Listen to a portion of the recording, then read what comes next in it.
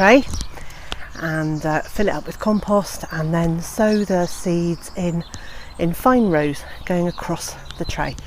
And I don't sow them very thinly, but I don't sow them in clumps either. So it's a nice row of leek seeds, and I leave them to grow. And here, I'm very pleased to say, are the leeks.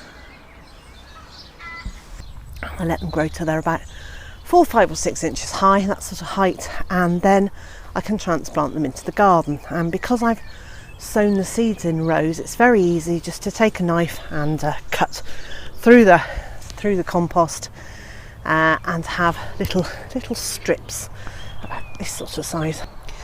Now, I'm not growing grass here. These are leeks.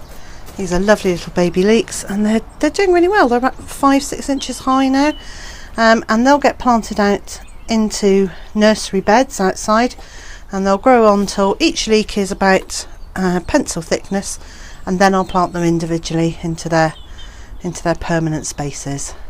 I have planted the leeks, so they're in here,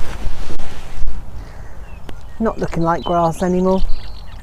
3 rows of leeks, and they'll stay there until they're about pencil thick, and let them grow on. And grown they have, and they are now about pencil thick. So I'm really pleased with them. They're looking great. So I've got 3 rows of them here, and now that their stems at the base are pencil thick, it's time to do the next stage with them. And now here comes the hard part. You take one of the plants and you put it into a hole, you dibble its roots in, and you just let it fall over. You take your watering can and you literally just fill the hole with water.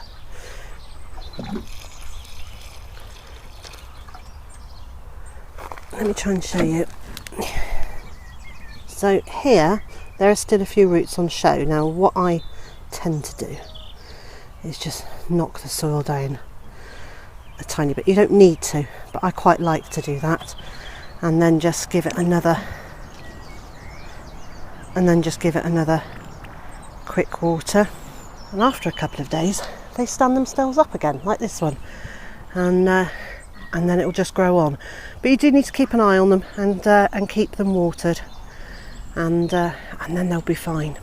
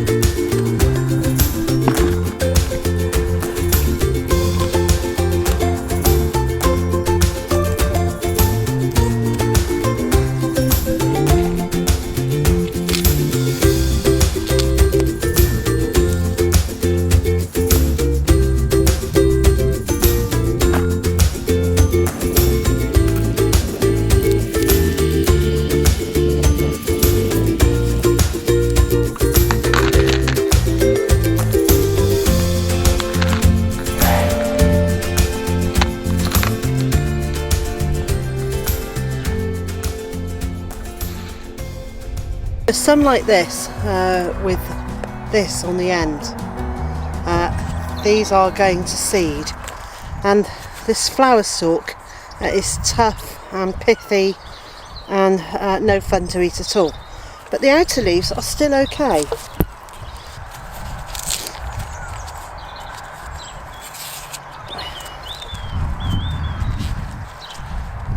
and rather than wasting it, I'm happy to cut down it, remove the centre and just use the outer leaves.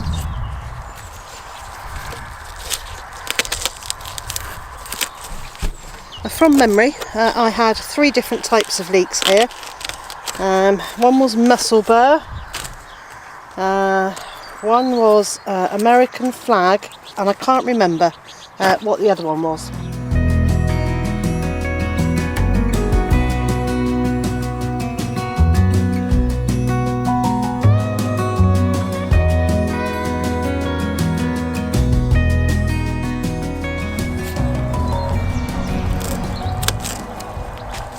My reason for doing this out here is, what's the point of carrying all of this into the kitchen and doing this and then carrying it all the way out again.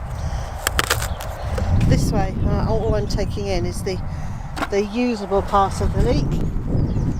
The leaves go straight into the compost heap and they break down nicely, adding some green material, which this time of year is very much needed in my compost heaps.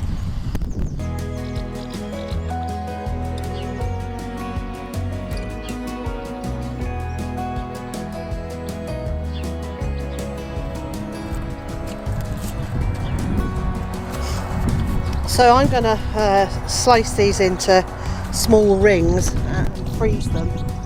I've got to say, I don't think frozen leeks are nearly as nice as fresh leeks, but they plug the gap, what they call that hungry gap, when there's not an awful lot ready to eat in your garden, but you've had most of the winter crops, so they plug the gap for onion flavour in the cooking, and the ones out of the freezer I literally use as an onion replacement. Obviously they're very mild, but here you go, you can see on this one that's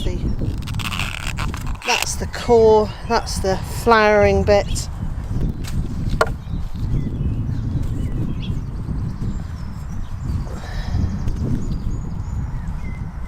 And it's quite solid, and then that leaves me with the outer part. Not much of it, but better than none.